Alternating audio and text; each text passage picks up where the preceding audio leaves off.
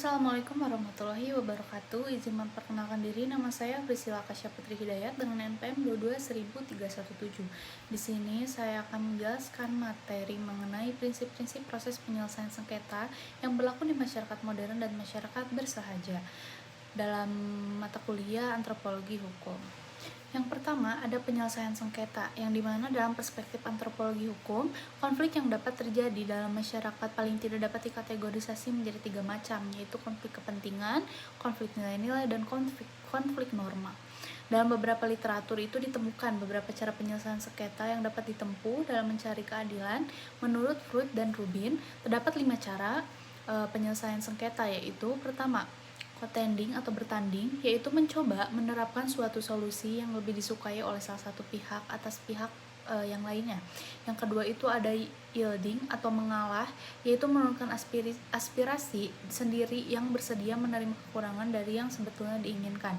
Yang ketiga itu ada problem solving, yang dimana pemecahan masalah, mencari alternatif yang memuaskan dari kedua belah pihak. Yang keempat, withdrawing atau menarik diri, yaitu memilih meninggalkan situasi sengketa baik secara fisik maupun psikologis. Yang kelima itu ada inaction atau dalam diam, yaitu tidak melakukan apa-apa. Lalu selanjutnya ada prinsip-prinsip penyelesaian sengketa. Yang pertama ada keadilan. Setiap pihak mendapatkan perlakuan yang adil dan setara tanpa diskriminasi sama sekali. Yang kedua ada keterbukaan, proses yang transparan dan dapat diakses sehingga semua pihak itu dapat memahami dan mengikuti langkah-langkah penyelesaiannya. Yang ketiga ada akuntabilitas, pihak-pihak yang terlibat bertanggung jawab atas keputusan. Yang keempat, ada partisipasi, melibatkan semua pihak yang terlibat dalam prosesnya, memungkinkan untuk mereka menyampaikan pandangan dan kepentingan masing-masing dari mereka.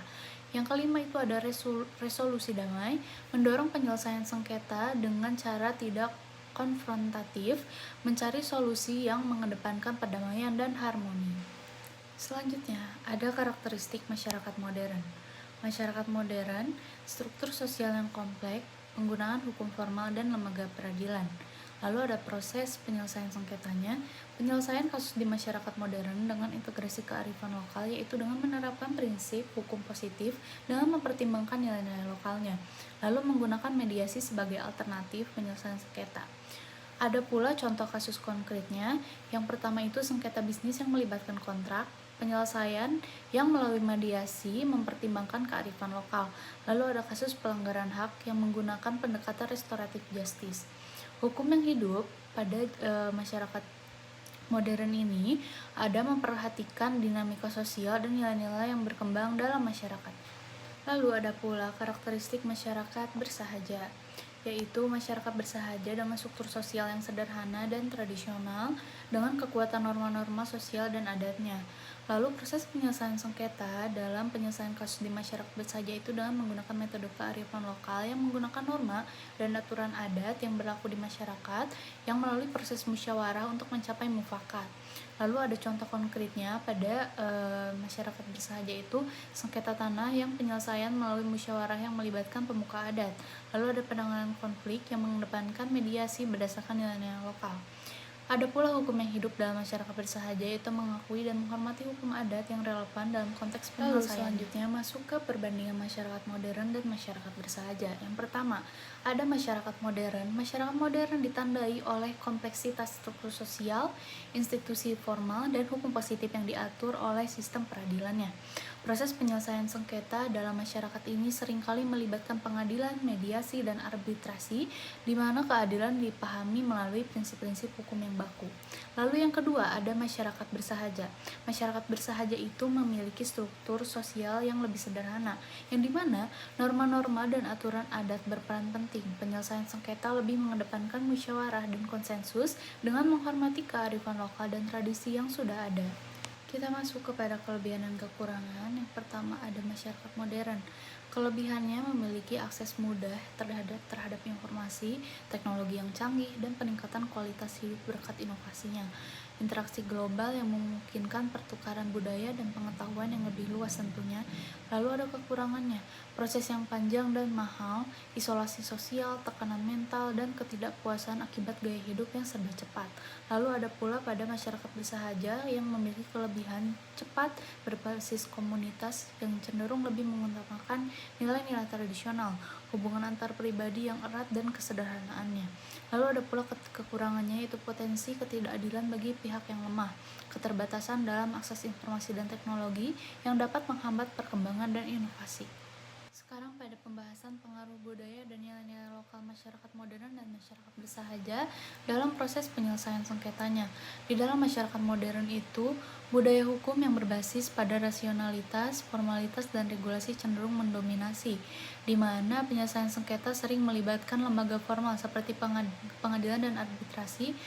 Nilai-nilai seperti keadilan, transparansi, dan akuntabilitas menjadi acuan penting dalam proses ini, yang dimana dalam masyarakat bersahaja, budaya dan nilai lokal yang mengedepankan harmoni kolektivitas dan tradisi berfokus pada musyawarah dan konsensus.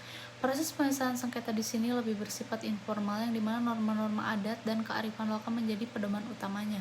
Perbedaan ini menunjukkan bagaimana konteks budaya masing-masing masyarakat itu membentuk pendekatan mereka terhadap konflik dan penyelesaiannya, menciptakan sistem yang unik dan sesuai dengan kebutuhan dan nilai-nilai komunitas tersebut. Lalu selanjutnya, ada contoh kasus dan penyelesaian sengketa di masyarakat modern. Yang pertama itu konflik lahan antara perusahaan perkebunan dan masyarakat adat di Indonesia. Dalam kasus ini, perusahaan berencana untuk memperluas lahan perkebunan yang mengakibatkan penggusuran tanah milik masyarakat adat yang telah mereka kelola selama bertahun-tahun lamanya.